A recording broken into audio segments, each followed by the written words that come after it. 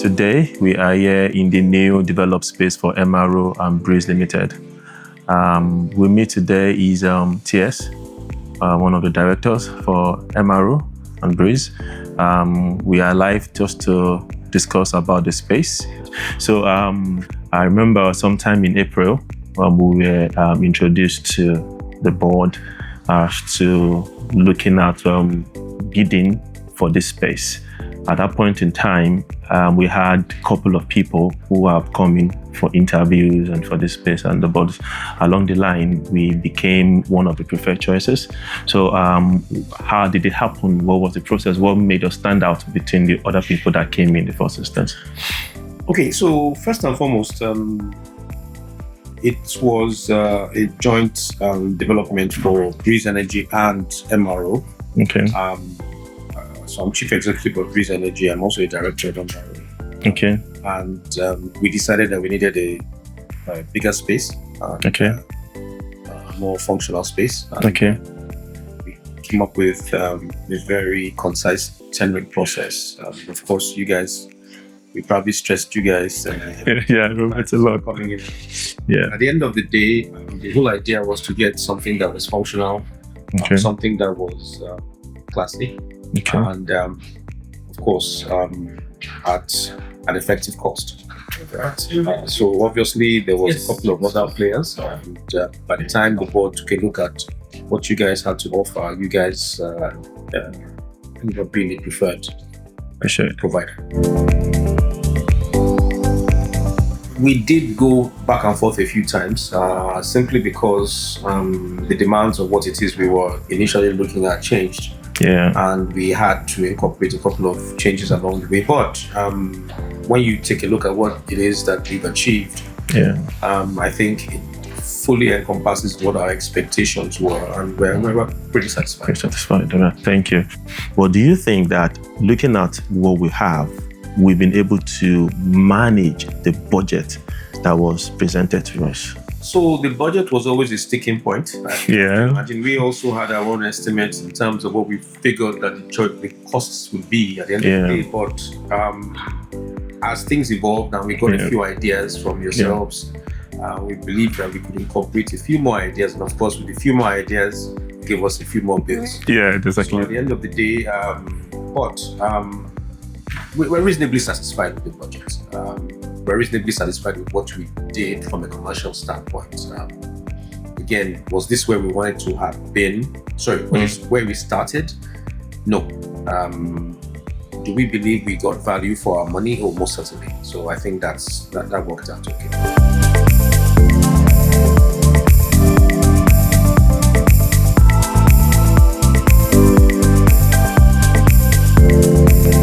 During the project phase, we had a contract drafted for us. Yes. And there was a timeline to that contract. Suddenly, it was like the clause was revoked. How did you get to that point? What happened? Is it that the board, let's just give these guys some more time, or they weren't at fault in the part? Because there was a clause to say, if you don't give us the space at this time frame, we're going to be debiting you a certain percentage. So how come that clause left during the project phase? So we believe, and most of the work we've done is based on a partnership basis. And I use the word we when I talked about the space, the first few sentences. Yeah. It's a partnership thing. It's not a master service servant thing, and it's not a contractor client thing, although it is. Yeah, one way. Right? Yeah, one way. But the truth of the matter is that we believe that we could see progress, we could see the effort that was being made, and we could understand that there were one or two hiccups, in terms of development permission and things like that. But at the end of the day, it made a lot of sense for us to encourage what it is you guys have put together, and also encourage the fact that you guys were making progress. And I think that's what's most important. Yeah. So at that particular point in time, that wasn't important. Again, those clauses are important, especially in oil and gas contracts, because you find yourselves with clients, with contractors sometimes that will take a contract, take an upfront, and then don't develop. They take merry time, and that's not very good. But we never had intention of activating that. Yeah, thank you. Yeah, because at that point in time, we were really worried. So we tried to like start asking questions. Okay, what do we bring back to MRO and Breeze to say, see, we had these challenges and we had the challenges, and then so. Well, the good thing about it was that, in spite of all that, and the beautiful part is that there was communication. So if there was going to be any lags or any, leading, there was communication. So it's not as if we woke up in the morning, expected something, and was surprised, and we were taken along pretty well. So that's kind of it.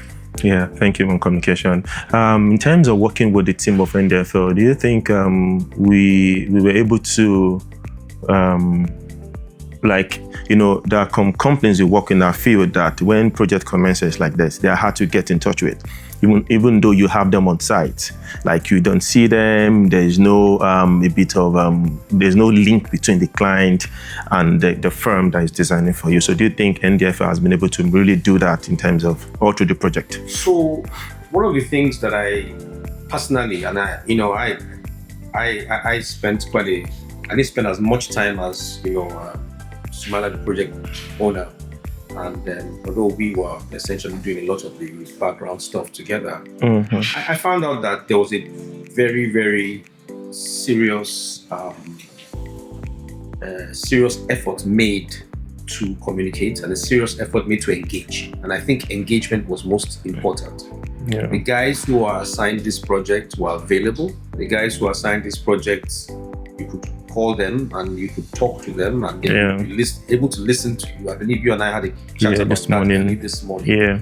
A couple of the guys that, for me personally, the few times I had come and stood out for me, and I felt that was really, really important. So I think in terms of deploying the guys with the right attitude and the right mindset, the right client service mindset, I think you guys did a pretty decent job. Yeah. In terms of the quality of materials that was used in this space, one thing about redesigners is we can come to clients with beautiful presentation slides or some 3Ds, but when we get to site, like when things have been installed, you start to see something completely opposite.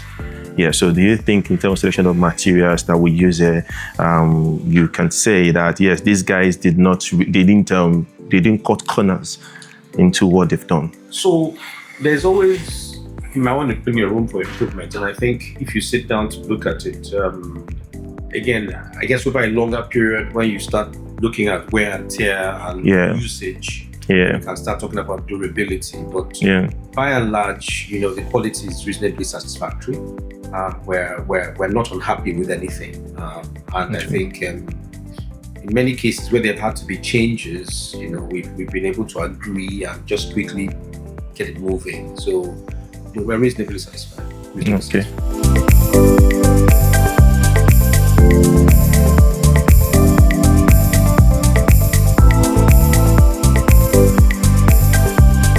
I know you guys will be doing the launching on Monday, and would MRO and Breeze be willing to introduce us to the partners at the event if it comes up, just for... We have no reservation. I think it's quite clear that we're satisfied with the end product, and we have no reservation whatsoever in that particular regard. We haven't seen there was no red flag as far as I'm concerned, and if they had it, we tell there's none. I think we're reasonably satisfied and we have no reservation. Okay. So if you're to advise us, NDFL, a direct feedback, what would be your feedback to us? Done the space. Okay, I noticed one or two things that I need you guys to more improve on. What would that be? So for me, I think there's always room for improvement, right? Be it client interface, be it budgeting and planning, be it time of delivery and things like that. I didn't see slackness, you understand what I'm saying, in terms of delivery. Could we have maybe expedited one or two things maybe? Okay. Are we going to be up in arms about it? No. But the truth of the matter is that there's always room for improvement, right? And I think in terms of just the engagement, in terms of also from a budgeting perspective, options, a few more options for budgeting. For items to be budgeted for, something we could also think. All right. Thank you very much. Thank you. Thank you very much. Appreciate it. Appreciate the time.